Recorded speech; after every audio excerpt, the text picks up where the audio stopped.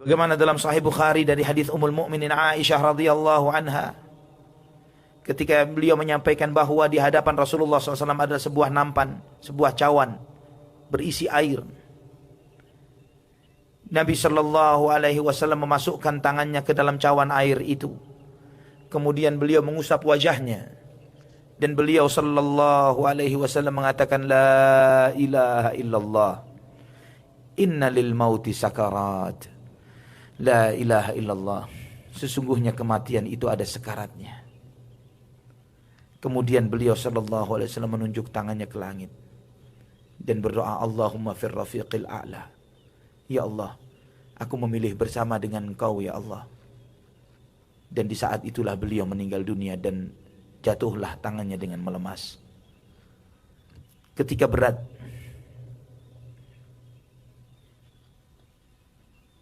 sakaratul maut pada diri Nabi kita Muhammad sallallahu alaihi wasallam, ketika beliau sakit sampai beliau pingsan berkali-kali. Sampai Fatimah putri beliau, Fatimah radhiyallahu anha, ketika melihat penderitaan ayahnya, dia mengatakan, wa karba abah, betapa menderitanya dirimu hai ayahku. Namun apa jawaban Rasulullah sallallahu alaihi wasallam? Laisa ala abika karbun ba'dal yaum. Setelah hari ini ayahmu tidak akan pernah menderita wahai Fatimah. Ikhwatal iman rahimani wa rahimakumullah. Beberapa kali dikumandangkan azan dan ditunggu, para jamaah menunggu iqamah, mengumandangkan iqamah karena menanti kehadiran Rasulullah sallallahu alaihi wasallam. Beliau sadar, beliau mandi, minta dimandikan, dan beliau sallallahu alaihi wasallam minta untuk mengimami salat. Sampai beliau dibopong oleh sepupu beliau, menantu beliau Ali bin Abu Thalib dan Al-Fadl ibn Abbas radhiyallahu anhuma. Itu beliau sallallahu alaihi wasallam mengalami pingsan berkali-kali, 3 kali beliau pingsan. Sampai terakhir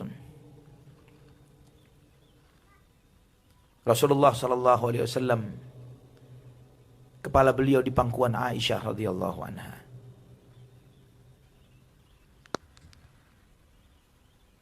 Aisyah melihat Nabi sallallahu alaihi wasallam, dan di saat itu ada saudara beliau, saudara Aisyah yang bernama Abdurrahman, yang sedang memegang siwak. Dan Aisyah mengatakan Rasulullah SAW sangat suka dengan siwak. Maka aku meminta kayu siwak itu.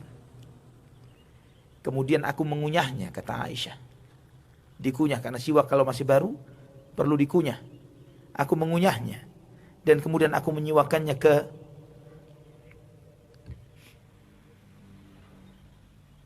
kepada Rasulullah sallallahu alaihi wasallam. Beliau, kata Aisyah, di saat itulah Rasulullah sallallahu alaihi wasallam mengatakan, Allahumma ila rafiqil a'la. Ya Allah, aku memilih Engkau yang maha tinggi.